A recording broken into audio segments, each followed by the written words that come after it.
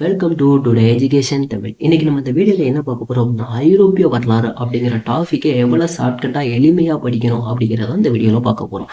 அதுக்கு முன்னால் நம்மளோட சேனலில் ஹிஸ்ட்ரி அப்படின்னு ஒரு பிளேலிஸ்ட் கிரியேட் பண்ணியிருக்கோம். அது எப்படி அப்படின்னு நம்ம பார்த்தோம் அப்படின்னா, தொடக்க கால வரலாறு ஆரம்பித்து இடைக்கால வரலாறு முடிஞ்சு நவீன வரலாறு வர, அதாவது சிந்துவெளி நாகரிகம், சமணம், புத்தம், அதை தொடர்ந்து குப்தர்கள், அது தொடர்ந்து டெல்லி சுல்தானியம், இப்படி ஆர்டராக அதாவது கண்டினியூட்டியாக வீடியோ போட்டுட்டு வந்திருக்கோம். ஸோ எல்லாமே ஒரு ஷார்ட்கட்டாக எளிமையாக புரிகிற மாதிரி கதை வடிவில் கொடுத்துருக்கோம். ஸோ மறக்காமல் அந்த வீடியோ பார்க்காதவங்க இந்த வீடியோ முடிஞ்சதுக்கப்புறமா அந்த வீடியோவை பார்த்துங்க, சரிங்களா? ஹிஸ்ட்ரி அப்படின்னு ஒரு பிளேலிஸ்ட் வந்து டெஸ்கிரிப்ஷனில் லிங்க் கொடுத்துருக்கேன். ஸோ அதை மறக்காமல் பார்த்துருங்க, சரிங்களா? ஓகே, வீடியோக்குள்ள போகலாமா? ஐரோப்பிய வரலாறு, இது வந்து நவீன வரலாறுல வருது. ஐரோப்பிய வரலாறு, சரிங்களா? ஐரோப்பிய வரலாறு அப்படின்னு நம்ம பார்க்கும்போது யாரை பற்றிலாம் நம்ம பார்க்க போகிறோம் அப்படின்னா, போர்ச்சுகீசியர்கள், டச்சுக்காரர்கள், ஆங்கிலேயர்கள், டேனியர்கள், பிரெஞ்சுக்காரர்கள் அப்படின்னு இவங்க 5 பேரை பற்றி தான் நம்ம பார்க்க போகிறோம், சரிங்களா? ஓகே, இந்த 5 நாடுமே எங்கே இருக்குது அப்படின்னு நம்ம பார்த்தோம் அப்படின்னா, ஐரோப்பிய கண்டம். அதாவது நம்ம இப்போ ஐரோப்பிய வரலாறு பார்க்குறோம். இதை எப்படி சொல்கிறாங்க அப்படின்னா, ஐரோப்பிய கண்டத்தில் இருந்து நம்மளோட இந்திய நாட்டுக்கு, அதாவது ஆசிய கண்டத்தில் உள்ள இந்திய நாட்டுக்கு வணிக நோக்கத்துக்காக வராங்க, சரிங்களா? இதை தான் நம்ம ஐரோப்பிய வரலாறு அப்படின்னு சொல்லுவோம், சரிங்களா? இதுக்கு முன்னாடி நம்ம கண்டம் அப்படிங்கிறது படிச்சிருப்போம். அதாவது ஆசிய கண்டம், ஐரோப்பா கண்டம், ஆப்பிரிக்க கண்டம் அப்படின்னு நம்ம படிச்சிருப்போம் எல்லாமே, சரிங்களா? இப்போ ஆசிய கண்டத்தில் தான் நம்மளோட இந்தியா நாடு இருக்குது, சரிங்களா? இந்த இந்தியா நாடை படையெடுத்து வர்றதுக்காக, அதாவது வணிக நோக்கத்துக்காக வருவாங்க. எங்கேருந்து வருவாங்க அப்படின்னு நம்ம பார்த்தோம்னா, ஐரோப்பிய கண்டத்துல இருந்து. ஐரோப்பிய கண்டத்தில் உள்ள நாடுகள்லாம் போர்ச்சுகீசியர்கள், டச்சுக்காரர்கள், ஆங்கிலேயர்கள், டேனியர்கள், பிரெஞ்சுக்காரர்கள். அதனால இதோட டாபிக்கே ஐரோப்பிய வரலாறு, சரிங்களா? இவங்க எதுக்காக இந்தியாவுக்காக வருவாங்க? அதாவது ஒரு வணிக நோக்கத்துக்காக. வணிக நோக்கத்துக்காகவும் ஒரு பருத்தி, அதாவது எப்படி சொல்ல, நறுமணப் பொருட்கள், பருத்தி, இது எல்லாமே நம்ம நாட்டில் வந்து அதிகமாக கிடைக்கும். பட் ஆனால் இந்த ஐரோப்பிய சைடில் என்னன்னா, அதிகமாக இதோட நீடு இருக்கும், அதாவது அதிகமான தேவைகள் வந்து அங்கே இருக்கும், சரிவா? இது எல்லாமே நம்ம சைடு கிடைக்குது, ஆனால் இதோட தேவைகள் எல்லாமே அங்கே வந்து தேவைப்படுது. ஸோ அதனால ஐரோப்பிய வரலாறு அங்கேருந்து வணிக நோக்கத்துக்காக வராங்க. வணிக நோக்கத்துக்காக வர்றப்ப நம்மளோட ஒற்றுமை இல்லாத காரணத்தினால, அதாவது இந்தியர்களில் ஒரு ஒற்றுமை இல்லாததை புரிஞ்சுக்கிறாங்க. அதனால என்ன பண்றாங்க அப்படின்னா, அப்படியே ஆட்சி அதிகாரத்தையுமே இங்கேயே அமைச்சிருந்தாங்க, சரிங்களா? இப்படிதான் ஐரோப்பிய வரலாறு வந்து இருக்கும், சரிங்களா? ஓகே, ஐரோப்பிய வரலாறு அப்படிங்கிறத நம்ம 5 பேரை பத்தி பார்க்க போறோம். போர்ச்சுகீசியர்கள், டச்சுக்காரர்கள், ஆங்கிலேயர்கள், டேனியர்கள், பிரெஞ்சுக்காரர்கள், சரிங்களா? இதை வந்து அதாவது ஆர்டரா இருக்கணும். போர்ச்சுகீசியர்கள், டச்சுக்காரர்கள், ஆங்கிலேயர்கள், டேனியர்கள், பிரெஞ்சுக்காரர்கள் அப்படின்னு ஆர்டரா நம்ம பார்க்க போறோம். இதை எப்படி நம்ம ஷார்ட்கட்டா பார்க்கலாம் அப்படின்னா, பொங்கடா ஆங்கிலேயனா பிரெஞ்சுக்காரனா, இடையில டே சேர்த்துக்கோங்க, சரிங்களா? பொங்கடா ஆங்கிலேயனா பிரெஞ்சுக்காரனா, இது மட்டும் மைண்ட்ல வச்சுக்கோங்க. பொங்கடா ஆங்கிலேயனா பிரெஞ்சுக்காரனா, இடையில டே, சரிங்களா?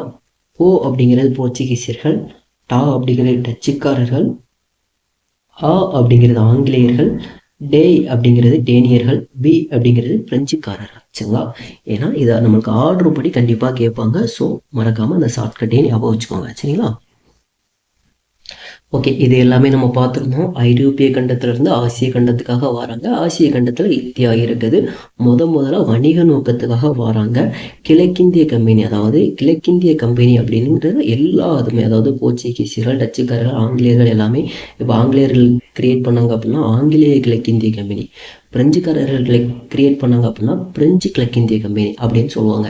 இந்த கிழக்கிந்திய கம்பெனி அப்படிங்கிறது எப்படி சொல்லலாம்னா, ஐரோப்பா கண்டம் வந்து இந்த சைடு இருந்துச்சு அப்படின்னா இந்த சைடு நம்மளுக்கு வந்து இந்தியா இருக்கும். அதாவது மேப்பு படி பார்த்தோம் அப்படின்னா ஐரோப்பாவிலேருந்து ஆசியா வந்து கிழக்கு சைடு வரும், சரிங்களா? இதனால கிழக்கிந்திய கம்பெனி அப்படிங்கிறது தோற்றம் பண்ணியிருப்பாங்க, சரிங்களா? ஓகே, இவங்க முதல்ல வணிக நோக்கத்துக்காக வருவாங்க. அதுக்கப்புறம் அரசியல் ஆதிக்க களமாகவே மாற்றிடுவாங்க, சரிங்களா? நம்மளோட ஒற்றுமை இல்லாத காரணத்தினால அரசியல்லையுமே இவங்க வந்துடுவாங்க, சரிங்களா? இதனால அதிக வரி, உப்பு வரி, அடிப்படை உரிமை பறிக்கப்பட்டு அடிமைகளாகவே இந்தியர் மாறிடுவாங்க, சரிங்களா? இப்படிதான் ஐரோப்பிய வரலாறு வந்து இருக்கும், சரிங்களா? ஓகே, ஐரோப்பியர்கள் எல்லாருமே அங்கேருந்து வந்தாங்க, வணிக நோக்கத்துக்காக வந்தாங்க, இவங்க ஆட்சி பண்ணாங்க, நம்மளை அடிமைகளாக வச்சிருந்தாங்க அப்படிங்கிறத நம்ம சொல்லிக்கிட்டே இருக்கோம். இதுக்கான ஆதாரங்கள் என்ன இருக்கு அப்படின்னு நம்ம பார்த்தோம் அப்படின்னா, ஐரோப்பியர்கள் இந்தியா வருவதற்கான ஆதாரங்கள், அதாவது ஆதாரம் அப்படின்னு நம்ம பார்த்தோம் அப்படின்னா எழுதப்பட்ட ஆதாரங்கள், ஆவண காப்பகங்கள், பயன்பாட்டு பொருளின் ஆதாரங்கள் அப்படின்னு நம்ம 3 இது எடுத்துக்கலாம். அதாவது ஐரோப்பியர்கள் வந்து இந்தியா வந்ததற்கான ஆதாரங்கள், எழுதப்பட்ட ஆதாரம், ஆவண காப்பகங்கள், பயன்பாட்டு பொருளின் ஆதாரங்கள் அப்படின்னு நம்ம 3 ஆதாரங்களை எடுத்துக்கலாம். சரிங்களா? ஏன்னா அங்கிருந்து வந்தாங்க, ஆட்சி பண்ணாங்க அப்படின்னு நீங்க சொல்றீங்க. இதை எப்படி நம்பலாம் அப்படின்னு நம்ம பார்த்தோம் அப்படின்னா இந்த ஆதாரங்களை வச்சு நம்ம நம்பிக்கலாம். சரிங்களா? ஓகே, முதல்ல எடுத்துக்கிறது எழுதப்பட்ட ஆதாரம். சரிங்களா? எழுதப்பட்ட ஆதாரங்கள்ல முதல்ல எடுத்துக்கிறது மார்க்கோ போலோ. மார்க்கோ போலோ வந்து ஒரு வெளிநாட்டு பயணி. இவரெல்லாம் என்ன பண்ணியிருப்பார் அப்படின்னா இந்தியாவின் செல்வம் பற்றிய ஒரு நூல் வந்து வெளியிட்டிருப்பாரு. அதாவது இந்தியாவில் இதெல்லாம் கிடைக்குது, பருத்தி கிடைக்குது, நறுமணப் பொருட்கள் கிடைக்குது அப்படின்னு ஒரு செல்வத்தை, இந்தியாவோட செல்வத்தை பற்றிய ஒரு நூல் வந்து வெளியிட்டிருப்பாரு மார்க்கோ போலோ. சரிங்களா? இதை வச்சு தான் ஐரோப்பியர்கள் எல்லாமே இங்கே இது எல்லாமே கிடைக்குதா அப்படின்னுக்கிட்டு ஸோ எல்லாருமே வணிக நோக்கத்துக்காக வந்துக்கிட்டே இருப்பாங்க. சரிங்களா? இன்னொன்று பார்க்குறோம் அப்படின்னா ஆனந்தரங்கர் நாட்குறிப்பில் 1736 டு 1760 வரை பிரெஞ்சுக்காரர்களுக்கும் இந்தியர்களுக்கும் உள்ள உறவு முறையை வந்து குறிப்பிட்டிருப்பாரு அவரோட நாட்குறிப்புல. சரிங்களா? இவர் யார் அப்படின்னு பார்த்தோம் அப்படின்னா ஆனந்தரங்கர் யார் அப்படின்னு நம்ம பார்த்தோம் அப்படின்னா பாண்டிச்சேரி பிரெஞ்சு வணிகத்துல ஒரு மொழிபெயர்ப்பாளராக இருந்திருப்பாரு. சரிங்களா? இதுதான் எழுதப்பட்ட ஆதாரங்கள். நெக்ஸ்ட் நம்ம பார்க்க போறது ஆவண காப்பகங்கள். செகண்ட் ஒன் ஆவண காப்பகம். இந்திய தேசிய ஆவண காப்பகம் எங்க இருக்கு அப்படின்னு நம்ம பார்த்தோம்னா புதுடெல்லி. சரிங்களா? இந்திய தேசிய ஆவண காப்பகம் புதுடெல்லியில இருக்கு. இந்திய தேசிய ஆவண காப்பகத்தோட தந்தை யார் அப்படின்னு நம்மளுக்கு கேட்பாங்க. யார் அப்படின்னு நம்ம பார்த்தோம் அப்படின்னா ஜார்ஜ் வில்லியம் ஃபாரஸ்ட். சரிங்களா? ஜார்ஜ் வில்லியம் ஃபாரஸ்ட் தான் இந்திய தேசிய ஆவண காப்பகத்தின் தந்தை. அப்போ தமிழ்நாடு ஆவண காப்பகம் இப்போ இந்தியா லெவலில் பார்த்துட்டோம். தமிழ்நாடு ஆவண காப்பகம் சென்னை பதிப்பாசனம் தென்னிந்தியாவின் மிக பழமையானது. தமிழ்நாடு ஆவண காப்பகம் வந்து தென்னிந்தியாவின் மிக பழமையானது தமிழ்நாடு ஆவண காப்பகம். சரிங்களா? டச்சுக்காரர்களின் பதிவுகளின் தொகுப்புகள் எந்த இயர்ல பார்க்கலாம் அப்படின்னா 1657 டு 1845. டேனியர்களின் பதிவுகள் அப்படின்னு நம்ம பார்த்தோம் அப்படின்னா 1777 டு 1845. சென்னை நாட்குறிப்பு பதிவுகள் அப்படிங்கிற டாட்வெல் வந்து 1917. இது எல்லாமே ஆவண காப்பகம் வச்சு அதாவது இந்தியர்கள் கிட்ட ஆங்கிலேயர்கள் பிரெஞ்சுக்காரர்கள் எல்லாமே ஆட்சி பண்ணாங்க அப்படிங்கிறது நம்ம ஆவண காப்பகத்தை வச்சு இந்திய தேசிய ஆவண காப்பகம், தமிழ்நாடு ஆவண காப்பகம் இவங்க எல்லாமே, அதாவது டேனியர்கள் பதிவுகள், டச்சுக்காரோட பதிவுகள் இது எல்லாமே எடுத்து பார்க்குறப்ப நம்ம ஆவண காப்பகத்தை வச்சு ஆட்சி பண்ணியிருக்காங்க அப்படிங்கிறத நம்ம சொல்லிக்கலாம். சரிங்களா? ஓகே, தேர்ட் ஒன் பயன்பாட்டு பொருளின் ஆதாரங்கள். பயன்பாட்டு பொருளின் ஆதாரங்கள்ல கோட்டைகள் யார் அதாவது கோட்டைகள் வந்து எந்த இடத்துல இருந்துச்சு, அப்போ எந்த காலத்துல கட்டினாங்க அப்படிங்கிறத நம்ம பார்த்துடலாம். புனித ஜார்ஜ் கோட்டை சென்னையில, புனித டேவிட் கோட்டை கடலூர்ல, புனித லூயிஸ் கோட்டை பாண்டிச்சேரியில, புனித பிரான்சிஸ் ஆலயம் கொச்சின்ல. சரிங்களா? இது எல்லாமே ஆங்கிலேயர்கள் ஆட்சி பண்ற டயத்துல, அதாவது ஆங்கிலேயர்கள் பிரெஞ்சுக்காரர்கள் இவங்க ஐரோப்பியர்கள் ஆட்சி பண்ற டயத்துல தான் இந்த கோட்டைகள் எல்லாமே கட்டியிருப்பாங்க. சரிங்களா? ஓகே, அருங்காட்சியகம். இந்தியாவின் மிகப்பெரிய தேசிய அருங்காட்சியகம் என்ன அப்படின்னு பார்த்தோம்னா டெல்லி. 1949. சரிங்களா? இந்தியாவின் மிகப்பெரிய தேசிய அருங்காட்சியகம் டெல்லி 1949. சரிங்களா? அடுத்து நம்ம நாணயங்கள். ஓகே, ஆதாரங்கள்ல நாணயங்கள் அப்படிங்கிறத எடுத்துக்கிட்டோம் அப்படின்னா 1862 நவீன இந்தியாவின் முதல் நாணயத்திலேயே 7ஆம் எட்வர்டோட உருவம் இருக்கும். சரிங்களா? அதாவது 7ஆம் எட்வர்ட், அதாவது ஆங்கிலேய ஆட்சியில 7ஆம் எட்வர்ட் உருவம் இருக்கும். 1938 6ஆம் ஜார்ஜ் உருவம் தாங்கிய முதல் 5 ரூபாய் நோட்டும் ரிசர்வ் பேங்க் வந்து வெளியிட்டுருவோம். சரிங்களா? இதெல்லாம் வச்சு ஐரோப்பியர்கள் வந்து ஆட்சி பண்ணாங்க அப்படிங்கிறத நம்ம டீட்டெயிலாக புரிஞ்சுக்கலாம். சரிங்களா? ஓகே, இப்போ நம்ம பார்க்க வேண்டியது டைரக்டா ஐரோப்பியர்களின் வரலாறு. சரிங்களா? ஐரோப்பியர்களின் வரலாறு தான் பார்க்க போறோம். சரிங்களா? யாரை பற்றிலாம் பார்க்க போகிறோம்? போர்ச்சுகீசியர்கள், டச்சுக்காரர்கள், ஆங்கிலேயர்கள், டேனியர்கள், பிரெஞ்சுக்காரர்கள் இவங்க ஆட்சி பண்ணது தலைமையிடம் எங்கே இருந்துச்சு அப்படிங்கிறத பார்த்துக்கலாம். போர்ச்சுகீசியர்களோட ஆட்சி காலம் 1498 டு 1961. இவரோட தலைமையிடம் கொச்சியிலிருந்து கோவாக்கு மாற்றப்பட்டிருக்கும். சரிங்களா? டச்சுக்காரர்கள் எடுத்துக்கிட்டோம் அப்படின்னா 1605 1825 வரை. சரிங்களா? தலைமையிடம் பழவேற்காடுல இருந்து நாகப்பட்டினத்துக்கு மாற்றப்பட்டிருக்கும். ஆங்கிலேயர்கள் அப்படின்னு பார்த்தோம் அப்படின்னா 1608 டு 1858. தலைமையிடம் கொல்கத்தா. டேனியர்கள் அப்படின்னு எடுத்துக்கிட்டோம்னா 1620 டு 1845. தலைமையிடம் அப்படின்னு நம்ம பார்த்துக்கிட்டோம்னா ஷெராம்பூர். சரிங்களா? பிரெஞ்சுக்காரர்கள் அப்படின்னு எடுத்துக்கிட்டோம் அப்படின்னா 1664 டு 1954. தலைமையிடம் அப்படின்னு நம்ம பார்த்தோம்னா புதுச்சேரி. சரிங்களா, நம்ம சாப்பிட்டு ஏற்கனவே பார்த்துருந்தோம். போங்கடா ஆங்கிலேயனா பிரெஞ்சுக்காரனா, இடையில டெய்ஸ் இருக்கணும். போங்கடா ஆங்கிலேயனா பிரெஞ்சுக்காரனா, போர்ச்சுகீசியர்கள், டச்சுக்காரர்கள், ஆங்கிலேயர்கள், டேனியர்கள், பிரெஞ்சுக்காரர்கள். சரிங்களா, ஓகே. ஐரோப்பியர் இந்தியா வர்றதுக்கான காரணம் அப்படிங்கிறத நம்ம ஏற்கனவே பார்த்தோம். வணிக நோக்கத்துக்காக நறுமணப் பொருட்களை நேரடியாக பெறதுக்காக வந்திருப்பாங்க. இன்னொன்று என்ன அப்படின்னு பார்த்தோம்னா, கிறிஸ்தவ கத்தோலிக்க மதத்தை பரப்புறதுக்காக. அதாவது ஃபர்ஸ்ட் கிறிஸ்தவ மதம் எல்லாமே ஐரோப்பியர்கள் அந்த சைடு தான் இருக்கும். சரிங்களா, ஸோ அதை எல்லாமே உலக அளவில் பரப்பணும் அப்படிங்கிறதுக்காகவும், நறுமணப் பொருட்கள் அந்த வணிக நோக்கத்துக்காகவும் ஐரோப்பியர்கள் இந்தியா வந்திருப்பாங்க. சரிங்களா, ஓகே. ஐரோப்பியர்கள் இந்தியா கடல்வழி பயணம் ஏன் கண்டறிறாங்க? கடல்வழி பயணம் கண்டறிகிறது தான் இவங்களோட மேட்ரிக். சரிங்களா, எதற்காக அப்படின்னு நம்ம பார்த்தோம் அப்படின்னா, 1453 துருக்கியர்கள் கான்ஸ்டாண்டினோவில கைப்பற்றிடுவாங்க. அந்த கைப்பற்றினால தரைவழி மூடப்பட்டு இருக்கும். சரிங்களா, ஐரோப்பியருக்கும் ஆசிய கண்டத்துக்கும் தரைவழி மூடப்பட்டிருக்கும். இதனால இந்தியாவுக்கு தரைவழி மூடப்பட்டதுனால கடல்வழி பயணம் கண்டறியறதுக்காக போர்ச்சுகீசியர்கள் முதல்ல ஆரம்பிப்பாங்க. இப்போ நம்ம போர்ச்சுகீசியர் பற்றி டீட்டெயிலாக பார்த்துடலாம். சரிங்களா,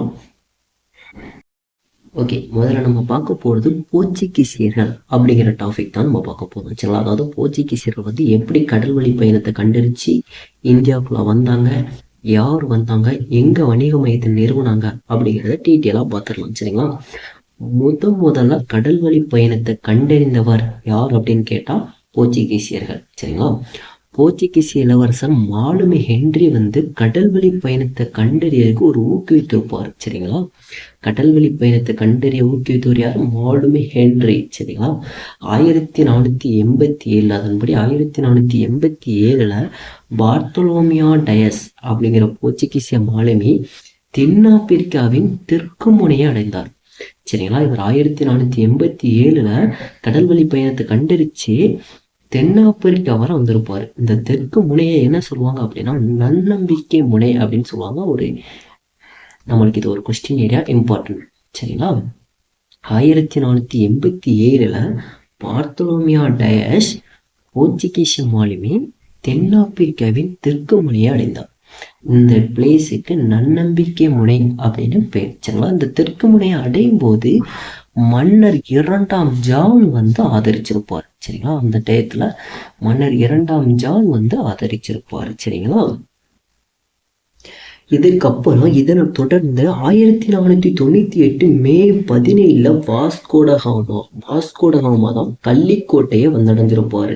அதாவது கேரளாவில் உள்ள கள்ளிக்கோட்டையை வந்தடைஞ்சிருப்பாரு வாஸ்கோடகாமா. எப்போ அப்படின்னு பார்த்தோம்னா 1498 மே 17. சரிங்களா, இந்த டயத்துல மன்னர் சாமரின் வரவேற்றிருப்பாரு. சரிங்களா, வாஸ்கோடகாமா போர்ச்சுகீசிய அரசர். இவர் போர்ச்சுகீசிய ஒரு மாலுமி. இவர் என்ன பண்ணியிருப்பாருன்னா 1498 மே 17 வந்திருப்பாரு கள்ளிக்கோட்டையை, கேரளாவில் உள்ள கள்ளிக்கோட்டையை வந்திருப்பாரு.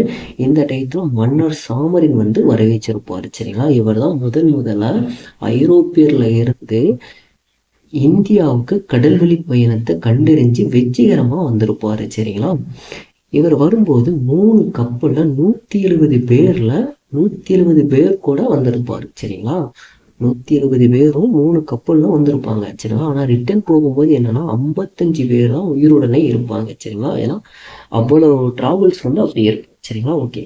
1500 இவரை பின்தொடர்ந்து அல்வாரிஷ் காப்ரல்ஸ் அப்படின்னு 13 கப்பல் கள்ளிக்கோட்டையை அடைஞ்சிருக்கும். 1200 பேர். சரிங்களா, ஃபர்ஸ்ட் 1498 மே 17 வாஸ்கோடகாமா கள்ளிக்கோட்டையை வந்துடுறாரு. அவர் தொடர்ந்து 1500 அதாவது 2 வருஷத்துல அல்வாரிஷ் காப்ரல் அப்படிங்கிற ஒரு 13 கப்பல்ல கள்ளிக்கோட்டையை வந்துடுறாங்க. சரிங்களா, 1502 அக்டோபர் 29 செகண்ட் டைம் வாஸ்கோடகாமா மறுபடியும் வருவார். அதாவது 1498 ஃபர்ஸ்ட் வந்தார்ல, வந்துட்டு 170 பேர் கூட 3 கப்பல்ல வந்துடுறாருல, வந்துட்டு மறுபடியும் ரிட்டர்ன் கிளம்பிடுவார். சரிங்களா, அதுக்கப்புறம் 1502 அக்டோபர் 29 செகண்ட் டைம் வாஸ்கோடகாமா வருவார். இதை எப்படி ஷார்ட்கட்டாக வச்சுக்கலாமா, முதல்ல 1498 வருவார். இந்த செகண்ட் டைம் வரும்போது எல்லாமே செகண்ட்ல வரும். அதாவது 1502. சரிங்களா, இதுலேயும் ஒரு 2, அக்டோபர் 29 இதுலேயும் ஒரு 2 செகண்ட் டைம் வந்திருப்பாரு. சரிங்களா, அந்த 2 அப்படிங்கிறத நம்ம கரெக்டாக ஞாபகம் வச்சுக்கலாம். சரிங்களா, வாஸ்கோடகாமா வந்திருப்பாரு. இப்போ என்ன பண்ணுவார் அப்படின்னு நம்ம பார்த்தோம் அப்படின்னா, முன்னாடி வந்துட்டு 1498 வந்தாரு. வந்துட்டு மன்னர் சாமரின் வரையறுச்சிருப்பாரு. அப்புறம் கொஞ்ச நாள் இருந்துட்டு போயிடுவார். சரிங்களா. அதுக்கப்புறம் 1502 செகண்ட் டே வரும்போது என்ன பண்ணுவார்னா, வாஸ்கோடமா கண்ணனூர்ல ஒரு வர்த்தக மையத்தை நிறுவியிருப்பார். சரிங்களா. இந்த டைம் கூட ஒன்றுமே ப்ராப்ளம் இருக்காது. அதுக்கப்புறம் கொச்சின், கள்ளிக்கோட்டை போன்ற இடங்கள்ல வர்த்தக, அதாவது ஒரு அனுமதி கேட்காமலே மறுபடியும் கொச்சின், கள்ளிக்கோட்டையிலாம் வர்த்தக மையத்தை நிர்ணயிக்க ஆரம்பிச்சிருவார். இந்த டயத்துல என்ன பண்ணுவார்னா, 1498 மன்னர் சாமரின் தான் வரவேற்றிருப்பாரு. இந்த மன்னர் சாமரினே கோபம் கொண்டு சண்டை போட்டுருவாரு. இந்த சண்டையில சாமரின் மன்னர் தோல்வி. சரிங்களா. இந்த சண்டையில சாமரின் மன்னர் தோல்வி அடைஞ்சிருவாரு. சரிங்களா. இந்த தோல்வி அடைஞ்சதுக்கு அப்புறம் இவர் அப்படியே அமைதியாயிருவார். இதுக்கப்புறம் போர்ச்சுகீசியர்கள் உள்ள வந்துருவாங்க. சரிங்களா. ஓகே, இப்போ நம்ம பார்த்ததை ஒரு ரிவிஷனா ஒரு ஷார்ட்கட்டா பார்த்துக்கலாம். சரிங்களா. ஓகே, போர்ச்சுகீசியர்கள் அப்படின்னு நம்ம பார்த்தோம். முதல்ல கடல்வழி பயணத்தை கண்டறிஞ்சர் யாருனாலும் போர்ச்சுகீசியர் சொல்ல போறோம். போர்ச்சுகீசியர் இளவரசர் மாலுமி ஹென்றி வந்து கடல்வழி பயணத்தை ஊக்குவிக்காரு. ஏன்னா கான்ஸ்டான்டினோபிள் அப்படிங்கிறத கைப்பற்றியதுனால தரைவழி பயணம் வந்து மூடி இருக்கு. ஸோ கடல்வழி பயணத்தை கண்டறிய ஊக்குவிக்காரு மாலுமி ஹென்றி. இந்த டயத்துல 1487 பார்த்தோலோமியா டயஸ் வந்து தென்னாப்பிரிக்காவில் தெற்கு முனையை அடைஞ்சிருப்பாரு. பட் ஆனால் இந்தியாவுக்குள்ள வரல. சரிங்களா. தென்னாப்பிரிக்காவில் தெற்கு முனையை அடைஞ்சிருப்பார். இது வந்து நன்னம்பிக்கை முனை அப்படின்னு சொல்லுவாங்க. இந்த டயத்துல மன்னர் 2ஆம் ஜானத்தை ஆதரிச்சிருப்பாரு. சரிங்களா. ஓகே, இதுக்கப்புறம் தான் வாஸ்கோடகாமா வந்து 1498 மே 17 வாஸ்கோடகாமா கள்ளிக்கோட்டையை, அதாவது கேரளாவில் உள்ள கள்ளிக்கோட்டையை வந்து அடைஞ்சிருவாரு. இந்த டயத்துல மன்னர் சாமரின் வந்து வரைய வச்சிருப்பாரு. கொஞ்ச நாள்ல கிளம்பிடுவார். சரிங்களா. 1500 இவரை பின்தொடர்ந்து அல்வாரிஸ் காப்ரல் அப்படிங்கிறது 13 கப்பலில் கள்ளிக்கோட்டையை வந்து அடைஞ்சிருப்பாரு. அதுக்கப்புறம் 1502 அக்டோபர் 29 செகண்ட் டே வாஸ்கோடகாமா உள்ள வராரு. எதுக்காக வராருன்னா, கண்ணனூர்ல ஒரு வர்த்தகமை நிறுவாரு. அதுக்கப்புறம் அதை தொடர்ந்து பின் கொச்சின், கள்ளிக்கோட்டை அப்படிங்கிற இடத்துல தொடர்ந்து வணிக மையத்தை நிறுவியிருப்பாரு. அதனால சாமரின், அதாவது யார் வரவேற்றாங்களோ அந்த சாமரின் மன்னனே கோபம் கொண்டு சண்டையிடுவார். இந்த சண்டையில சாமரின் மன்னர் தோல்வி அடைஞ்சிருவாரு. ஸோ வாஸ்கோடகாமா வின் ஆயிடுவார். இதுக்கப்புறம் போர்ச்சுகீசிய அரசு வந்துகிட்டு இருக்கு. சரிங்களா. இவர் இந்த வாஸ்கோடகாமா எப்படின்னா, ஐரோப்பிய வணிகம் பெருகணும் அப்படின்னா வணிகர், அதாவது அரபியர்கள் வந்து முச்சுரிமையை ஒழிக்கணும் அப்படிங்கிறத தெரிஞ்சு வச்சிருப்பாரு. சரிங்களா. எதுக்காக அப்படின்னா, நம்ம சைடில் உள்ள பொருட்கள் எல்லாமே அரேபியர்களுக்கு குதிரை வழியா ஏற்றுமதி நடந்துட்டு இருக்கும்.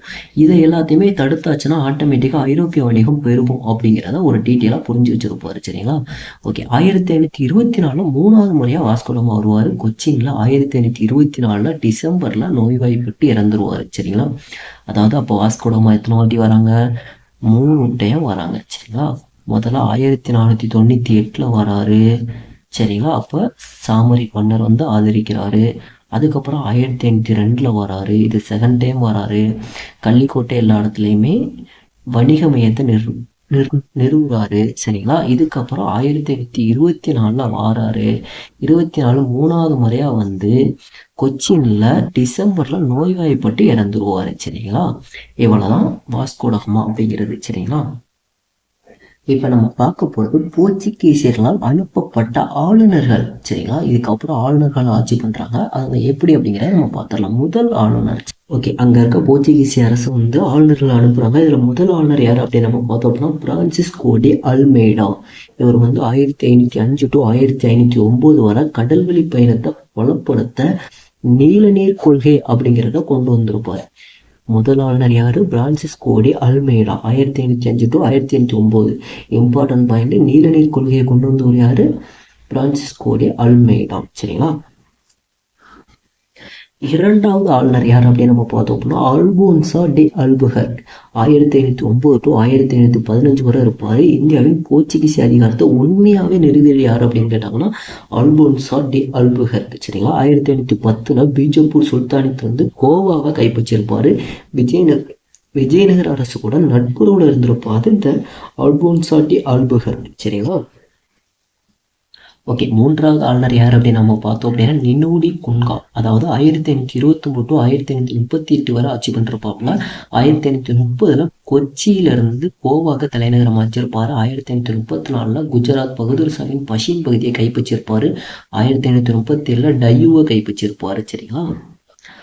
அதுக்கப்புறம் போர்ச்சுகீசர் 1556 கோவால ஒரு அச்சேந்திரம் நிறுவப்பட்டிருப்பாங்க. சரிங்களா. அதுக்கப்புறம் அச்சேந்திர உதவினால 1563 இந்திய மருத்துவ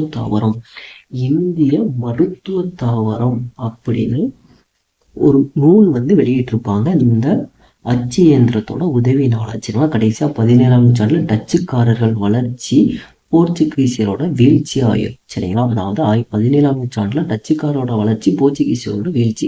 1639 ஃபைனலி போர்ச்சுகீசியரிடம் கோவா டையூடாமா அப்படிங்கிற பகுதி தான் இருக்கும். அதாவது 17ஆம் நூற்றாண்டுல டோட்டலா போர்ச்சுகீசியர் வெளியில போயிட்டாங்களா அப்படின்னு கேட்டோம் அப்படின்னா கிடையாது சரிங்களா.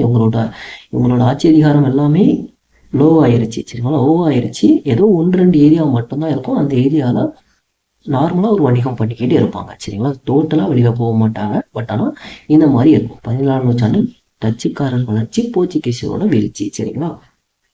ஓகே, போர்ச்சுகீசியர் அப்படிங்கிறத நம்ம எப்படி பார்த்தோம்? இப்போ ஒரு ஷார்ட்கட்டாக அப்படியே மெமரிஸாக சொல்லி பார்த்துடலாம் சரிங்களா. முதல்ல கடல் வழி பயணத்தை கண்டறிஞ்ச ஒரு போர்ச்சுகீசியர் தான் பார்த்தலோமியோ டயஸ் வந்து தென்னாப்பிரிக்காவின் தெற்கு முனையை அடைஞ்சிருப்பாரு 1487. 1498 மே 17 வாஸ்கோடமா முதல்ல கள்ளிக்கோட்டையை வந்தடைஞ்சிருப்பாரு. அதுக்கப்புறம் 1502 செகண்ட் டே வாஸ்கோடகமா கள்ளிக்கோட்டைக்கு வந்திருப்பாரு. அந்த டயத்துல கண்ணனூர்ல வர்த்தகம் எழுதியிருப்பாரு. இந்த டயத்துல மன்னர் சாமரின் வந்து கோபம் கொண்டு அவர் கூட போட்டி நடக்கும். ஸோ அந்த போர்ல மன்னர் சாமரின் வந்து தோல்வி அடைஞ்சிருவாரு. பட் வாஸ்கோடகமா வின் ஆயிடுவார். இந்த டயத்துல மறுபடியும் அதாவது கடைசியா மூன்றாவது முறையாகவும் வாஸ்கோடகமா வந்திருப்பாரு சரிங்களா. அந்த டயத்துல 1524 வந்திருப்பாரு. அந்த டயத்துல இறந்துருவாரு. நோய்வாய்ப்பட்டு இறந்துருவாரு சரிங்களா. இப்படி வந்து வாஸ்கோடகமா வந்து போர்ச்சுகீசியர் ஆண்டுட்டு இருப்பாங்க. இதுக்கப்புறம் ஒரு 3 ஆளுநரை பத்தி படிச்சிருப்போம் சரிங்களா. ஓகே, இவ்வளவுதான் போர்ச்சுகீசியர்கள். இதை தொடர்ந்து போர்ச்சுகீஸோட அதாவது டச்சுக்காரரோட வளர்ச்சி போர்ச்சுகீஸோட வீழ்ச்சி அப்படின்னு ஆயிரும். இப்ப நம்ம டச்சுக்காரர்கள் அதாவது நெக்ஸ்ட் நம்ம பார்க்க போகிறது டச்சுக்காரர்கள் அப்படிங்கிறதான் பார்க்க போகிறோம் சரிங்களா. டச்சுக்காரர்கள் பற்றி ரொம்ப இம்பார்ட்டன்ட்லாம் கிடையாது. இந்த பாயிண்ட்ஸ் மட்டும் தெரிஞ்சு வச்சுக்கிட்டாலே போதும் சரிங்களா. அதாவது போர்ச்சுகீசியர்கள் தொடர்ந்து வருகை புரிஞ்சது யார் அப்படின்னா டச்சுக்காரர்கள். 1602 நெதர்லாந்து ஐக்கிய கிழக்கிந்திய கம்பெனி தொடக்கம் பண்ணது யார் அப்படின்னாலும் டச்சுக்காரர்கள் சரிங்களா. 1605 போர்ச்சுகீசியர்கள் வந்து அம்பாயினாவை கைப்பற்றியிருப்பாங்க. பின் நாகப்பட்டினத்தை கைப்பற்றியிருப்பாங்க. இதெல்லாம் போர்ச்சுகீசியர்ல இருந்து இவங்க கைப்பற்றின இடம் சரிங்களா. அப்புறம் 1609 வளையற்காடுல இருந்து நாகப்பட்டினத்துக்கு தலைநகரத்தை மாற்றிருப்பாங்க சரிங்களா. இவ்வளவுதான். அதாவது டச்சுக்காரர்கள் அப்படிங்கிறத நம்ம பார்க்க போறோம். டச்சுக்காரர்கள் போர்ச்சுகீசியர் தொடர்ந்து வருகை புரிஞ்சிருப்பாங்க. 1602 ஒரு கிழக்கிந்திய கம்பெனி உருவாக்கியிருக்காங்க. 1605 அம்பாயினாவை கைப்பற்றிருக்காங்க. நாகப்பட்டினத்தை கைப்பற்றிருக்காங்க. யார்கிட்ட இருந்து? போர்ச்சுகீசியர்கிட்ட இருந்து. 1609 வளையற்காட்டுல இருந்து நாகப்பட்டினத்துக்கு தலைநகரத்தை மாற்றியிருக்காங்க சரிங்களா. இதை தவிர்த்து உங்களோட முக்கிய வர்த்தக மையம்லாம் எங்கன்னு பார்த்தோம்னா மசிலிப்பட்டினம், பழவேற்காடு, சூரத், பாட்னா, நாகப்பட்டினம், பால்சு, கொச்சின் இது எல்லாமே உங்களோட முக்கிய வர்த்தக மையம். இவ்வளவுதான் டச்சுக்காரர்கள் அப்படிங்கிறது சரிங்களா. இதனை தொடர்ந்து யாரை பார்க்க போறோம்? அதாவது போர்ச்சுகீசியர்கள் பார்த்துட்டோம், டச்சுக்காரர்கள் பார்த்துட்டோம். இதுக்கப்புறம் நம்ம யாரை பார்க்க போறோம்? ஆங்கிலேயர்கள். இவரை தொடர்ந்து நம்ம பார்க்க போறது ஆங்கிலேயர்கள். அதாவது டச்சுவை தொடர்ந்து ஆங்கிலேயர்கள் படரா போர்ல வெற்றி பெற்று ஆங்கிலேயர் 1759 வராங்க சரிங்களா. டச்சுவை தொடர்ந்து வந்தது ஆங்கிலேயர்கள். இவங்க எதெல்லாம் படரா போர்ல வெற்றி பெற்று வராங்க சரிங்களா. ஆங்கிலேயர்கள்லாம் நம்மளை ஃபுல் அண்ட் ஃபுல் அடிமைப்படுத்தி இவங்க ஒரு ஆட்சி அதிகாரத்துல இருந்தாங்க சரிங்களா. இதை பத்தி கொஞ்சம் டீட்டெயிலா பார்க்கலாம் சரிங்களா. 1600 டிசம்பர் 31 ஆங்கிலேய கிழக்கிந்திய கம்பெனி இங்கிலாந்து ராணி எலிசபெத் வந்து அனுமதி பட்டயம் வழங்கியிருப்பாரு. எப்பனா 1600 டிசம்பர் 31 ஆங்கிலேய கிழக்கிந்திய கம்பெனி உருவாக்கணும்னு இங்கிலாந்து ராணி வந்து எலிசபெத் வந்து அனுமதி பட்டயம் வழங்கியிருப்பாங்க சரிங்களா. இதுல வந்து ஒரு கவர்னரும் 24 இயக்குநர்களும் இருப்பாங்க சரிங்களா. இதுக்காக 1608 வில்லியம் ஹாக்கின்ஸ் என்ன பண்ணியிருப்பாருன்னா 1608 இந்த டயத்துல முகலாயர்கள் ஆட்சி நடந்துட்டு இருக்கும் சரிங்களா. யார் அப்படின்னா ஜஹாங்கீர் வந்து மன்னரா இருப்பார் சரிங்களா. அப்ப ஜஹாங்கீர் அரசவைக்கு வருகை தந்து சூரத்துல வணிக மையம் வச்சுக்கிறதுக்காக அனுமதி கேட்டிருப்பாரு வில்லியம் ஹாக்கின்ஸ். பட் போர்ச்சுகீசியர்களோட தலையினால இது வந்து நடந்திருக்காது சரிங்களா. போர்ச்சுகீசியர்கள் ஏன்னா இதுக்கு முன்னாடி இந்த டயத்துல போர்ச்சுகீசியரோட ஆட்சி தான், போர்ச்சுகீசியரோட சப்போர்ட்டு, போர்ச்சுகீசியரோட வணிகம் தான் பெருகிட்டு இருந்துச்சு சரிங்களா. இதனால 1608 வில்லியம் ஹாக்கின்ஸ் வந்து ஜஹாங்கீர் அவையில போய் எங்க சூரத்துல வணிக மையம் அமைக்கிறதுக்காக கேட்டிருப்பாரு. பட் போர்ச்சுகீஸோட தலையீட்டால இதை வந்து ரிஜெக்ட் ஆயிரும் சரிங்களா. வணிக மையம் அமைக்க கொடுத்துருக்க மாட்டார். அதுக்கப்புறம் 1613 ஜஹாங்கீர் வந்து சூரத்துல வணிக மையம் வைக்கிறதுக்கு அனுமதி வழங்கியிருப்பாரு. எதுக்காக அப்படி நம்ம பார்த்தோம் அப்படின்னா போர்ச்சுகீசியர் விசஸ் ஆங்கிலேயர் இவங்க 2 பேருமே போட்டி வந்துருக்கும். இந்த போட்டியில் ஆங்கிலேயர் வச்சு பிச்சிருவாரு. அப்போ போர்ச்சுகீசியரை விட ஆங்கிலேயர் வலிமை பெற்றவங்க அப்படின்னு சூரத்தில் வணிக மையம் அமைக்கிறதுக்கு அனுமதி வழங்கிடுவார் ஜஹாங்கீர். சரிங்களா?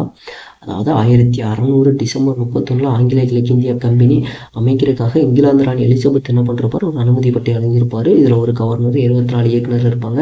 1608 வில்லியம் ஹாக்கின்ஸ் என்ன பண்ணியிருப்பாருன்னா, ஜஹாங்கீர் அவைக்கு சூரத்தில் வணிகமை அமைக்கிறதுக்காக ஒரு பெர்மிஷன் கேட்டிருப்பார். இந்த பெர்மிஷன் வந்து ரிஜெக்ட் ஆயிரும். எதுக்காகனா போர்ச்சுகீஸோட தலையிட்டானா. அதுக்கப்புறம் 1613 ஜஹாங்கீர் வந்து மறுபடியும் சூரத்தில் வணிகமையை அமைச்சுக்கோங்க அப்படின்னு அவரே ஒரு அனுமதி வந்து கொடுத்துருவார். இது எதுக்காகனா போர்ச்சுகீசியர் வச்சு ஆங்கிலேயர் வச்சு பிடிச்சிருவார். அப்போ இவர் வலிமையானவங்க தான் போகலாம் அப்படின்னு இதுக்கும் கொடுத்துருவாங்க. சரிங்களா? ஓகே, இப்போ வந்து சூரத்தில் வணிகமை அமைச்சிருக்காங்க. இதுக்கப்புறம் எல்லா இடத்துலையுமே வணிகமை அமைக்கிறதுக்காக 1615 ஜஹாங்கீர் அவைக்கு சர் தாமஸ் ரோ வந்து இங்கிலாந்து மன்னர் ஜேம்ஸ் அவர்களால் அனுப்பி வச்சிருப்பாங்க. சரிங்களா? இவர் வந்து ஃபஸ்ட்டு ஆக்ராவிலேயே 3 ஆண்டு தங்கி அதிக இடத்துல வணிகமை அமைக்கிறதுக்காக அனுமதி வழங்கிடுவார். நல்லா பழகி அதிக இடத்துல வணிகமை அமைக்கிறதுக்காக அனுமதி வாங்கிடுவார். சரிங்களா? இவர் புறப்படுறதுக்கு முன்னாடி ஆக்ரா, புரோச், அகமதாபாத் வணிக மையத்தை நிறுவிட்டு தான் புறப்பட்டிருப்பாரு. சரிங்களா? 1639 பிரான்சிஸ் டே அப்படிங்கிற ஆங்கிலேய வணிகர் வந்து சந்திரகிரி மன்னர் சென்னப்ப நாயக்கரிடம் மெட்ராஸை குத்தகைக்கு வாங்கியிருப்பார். சரிங்களா? அதாவது 1639 பிரான்சிஸ் டே ஆங்கிலேய வணிகர் வந்து சந்திரகிரி மன்னர் சென்னப்ப நாயக்கரிடம் மெட்ராஸை குத்தகைக்கு வாங்கியிருப்பாரு. அங்கதான் புனித ஜார்ஜ் கோட்டை ஆங்கிலேயரால் கட்டப்பட்டது. சரிங்களா? ரொம்ப இம்பார்ட்டன்ட். சரிங்களா? 1668 ஆங்கிலேய கிழக்கிந்திய கம்பெனி ஆண்டுக்கு 10 பவுண்டு குத்தகைக்கு பம்பாய் தீவை மன்னர் 2ஆம் சார்லஸ்ல வந்து பெற்றிருக்கும். சரிங்களா? 1668 பம்பாய் தீவை 2ஆம் சார்லஸ்ல வந்து 10 பவுண்டுக்கு குத்தகைக்கு வாங்கியிருப்பாங்க. சரிங்களா? 1698 சுதாநிதி, காளிகட்டம், கோவிந்தபுரம் ஆகிய 3 கிராமம் ஜமீன்தாரி உரிமையை பெற்றிருக்கும். சரிங்களா? இந்த 3 நகரம் தான் பின்னாளில் கல்கத்தா என்ற நகரமாக வளர்ச்சி பெற்றது. சரிங்களா? அப்புறம் ஃபைனலாக 1696 சுதாநிதியில் ஒரு வலுவான கோட்டை கட்டப்பட்டிருக்கும். இதுதான் பின்னாளில் வில்லியம் கோட்டை அப்படின்னு 1700 வந்திருக்கும். சரிங்களா? 1696 சுதாநிதியில் ஒரு வலுவான கோட்டை இருக்கும். இதுதான் வில்லியம் கோட்டை. சரிங்களா? இதுவரை வந்து போர்ச்சுகீசியர், டச்சுகீசியர் எல்லாமே ஒரு வணிக நோக்கத்தாக தான் இருந்திருப்பாங்க. ஆனால் ஆங்கிலேயர் வந்து வணிகத்தை தாண்டி ஒரு அரசியல் ஆதிக்கமே பண்ணணும் அப்படின்னு இருந்திருப்பாங்க. சரிங்களா? இந்த ஆங்கிலேயர்கள் அரசியல் ஆதிக்கம் வலுப்புறதுக்கு என்ன காரணம் அப்படின்னா 2 போர் தான் காரணம். சரிங்களா? 2 போர் தான் காரணம். என்ன போர்னா பிளாசி போர், பக்சார் போர். பிளாசி போர் 1657, பக்சார் போர் 1764. இது எல்லாமே நம்ம டீட்டெயிலாக போர்கள் அப்படிங்கிற டாபிக்ல நம்ம கண்டிப்பாக பார்க்கலாம். சரிங்களா? எப்படி இவங்களோட ஆட்சிகள் இருந்துச்சு, இவங்களோட ஆட்சி டயத்தில் என்னென்ன மாதிரி, அதாவது குடிமைப்பணி எப்படி இருந்துச்சு, காவல்துறை எப்படி இருந்துச்சு, நிர்வாகம் எப்படி இருந்துச்சு, நீதித்துறை எப்படி இருந்துச்சு, இது எல்லாமே நம்ம டீட்டெயிலாக இன்னொரு வீடியோவில் பார்த்துடலாம். சரிங்களா? அதாவது இது வந்து நம்ம இப்போ ஐரோப்பியர்களோட வரலாறு மட்டும்தான் பார்த்துட்டு வரோம். ஸோ இதனால் இது வரைக்கும் பார்த்தா போதும். இதுக்கப்புறம் நம்ம பார்க்க போகிறது டேனியர்கள். சரிங்களா? டேனியர்கள் அப்படின்னு நம்ம பார்க்கும்போது டேனியர்கள் அப்படிங்கிறவங்க ரொம்ப சிம்பிளானதான். அதாவது நம்ம டச்சுக்காரர்கள் பார்த்தோம் பார்த்தீங்கன்னா, டச்சுக்காரர்கள் பார்த்த மாதிரி ஒரு சின்ன பாயிண்ட் மட்டும் பார்த்தாலே போதும். இதை மட்டும் பார்த்துடலாம். சரிங்களா? டேனியர்கள் அப்படின்னு நம்ம பார்த்தோம்னா 1616 மார்ச் 17 டேனிஷ் கிழக்கிந்திய கம்பெனி டென்மார்க் அரசன் 4ஆம் கிறிஸ்டின் என்பவரால் ஒரு பட்டையை வழங்கியிருக்கும். 1620 தரங்கம்பாடி, 1670 செராம்பூர்ல குடியேற்றம் ஆகியிருப்பாங்க. சரிங்களா? டேனியர்களின் தலைமையிடம் பார்த்தோம்னா செராம்பூர். தரங்கம்பாடியை டானஸ்பர்க் என்று அழைக்கப்பட்டிருக்கும். சரிங்களா? டென்மார்க் அரசர் சீசன் பால்ஹோ அப்படிங்கிறவர் இந்தியாவிற்கு அனுப்பினார் தரங்கம்பாடியில் ஒரு அச்சுக்கூடம் நிறுவுவதற்காக. சரிங்களா? தரங்கம்பாடி அச்சுக்கூடம் நிறுவுவது சீசன் பால்ஹோ. 1620 தரங்கம்பாடி, 1600 செராம்பூர் குடியேற்றம் இருக்கும். டேனியர்கள் தலைநகரம் செராம்பூர். சரிங்களா? இவ்வளவுதான் டேனியர்களை பற்றி பார்க்க வேண்டியது. சரிங்களா? இது எல்லாமே சிம்பிள். இதுக்கப்புறம் நம்ம ஃபைனலாக பார்க்க போகிறது பிரெஞ்சுக்காரர்கள் அப்படிங்கிறத டீட்டெயிலாக பார்த்துட்டோம் அப்படின்னா இதோட இந்த வீடியோ முடியும். சரிங்களா? ஐரோப்பிய வரலாறுல கடைசியா பார்க்க போறது பிரெஞ்சுக்காரர்கள். சரிங்களா? பிரெஞ்சுக்காரர்கள் கடைசியா பார்க்க போறோம். ஐரோப்பாவிலிருந்து கடைசியா வணிகம் செய்த வந்த நாடு எது அப்படின்னு கேட்டாங்க அப்படின்னா பிரெஞ்சு. சரிங்களா? ஐரோப்பாவிலிருந்து கடைசியா வணிகம் செய்ய வச்ச நாடு எது அப்படின்னு பார்த்தோம்னா பிரெஞ்சு. 1664 பிரெஞ்சு கிழக்கிந்திய நிறுவனம் வந்து நிறுவப்பட்டிருக்கும்.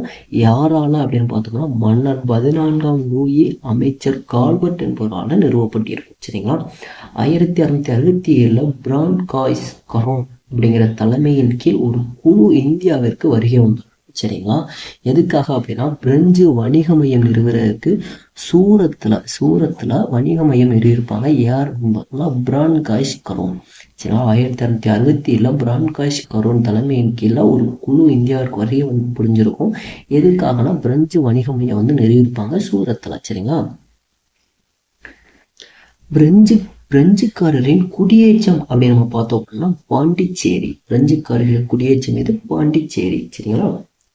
அப்புறம் செயின்ட் லூயிஸ் கோட்டை வந்து பாண்டிச்சேரியில் கட்டப்பட்டு இருக்கும் பிரான்காஷ் மார்டின் என்பவரால். சரிங்களா. செயின்ட் லூயிஸ் கோட்டை பாண்டிச்சேரியில் கட்டப்பட்டிருக்கும் பிரான்காஷ் மார்டின் என்பவரால். சரிங்களா. 1742 பிரெஞ்சு கிழக்கிந்திய கம்பெனி ஆளுநர் ஜோசப் பிரான்காய்ஸ் டியூப்ளை நியமனம் பண்ணியிருப்பாங்க. சரிங்களா. இவ்வளவுதான் பிரெஞ்சுக்காரர்கள். சரிங்களா. பிரெஞ்சுக்காரர்கள் அப்படிங்கிறது முடியல, ஐரோப்பிய வரலாறு இவ்வளவுதான். சரிங்களா. நம்ம ஐரோப்பிய வரலாறு வந்து ரொம்ப ரொம்ப அதிகமாக இருக்கும். டாபிக்ஸ் எல்லாமே புரியாது அப்படிங்கிற பயம் எதுவுமே வேணும். சரிங்களா. புரிஞ்சு படித்தோம் அப்படின்னா ரொம்ப ஈஸி தான். சரிங்களா. ஐரோப்பிய வரலாறு, அதாவது நவீன வரலாறுல ஐரோப்பிய வரலாறு நம்ம என்னென்ன பார்த்துருக்கோம் அப்படின்னா போர்ச்சுகீசியர்கள், டச்சுக்காரர்கள், ஆங்கிலேயர்கள், டேனியர்கள், பிரெஞ்சுக்காரர்கள் அப்படிங்கிற 5 நாடு வந்து எப்படி நம்ம இந்தியாவுக்குள்ள வந்துச்சு, எப்படி அவங்க வணிகம் பண்ணாங்க, அதுக்கப்புறம் அவங்களோட ஆட்சிகள் எப்படி இருக்குது அப்படிங்கிறத பார்த்துருக்கோம். சரிங்களா.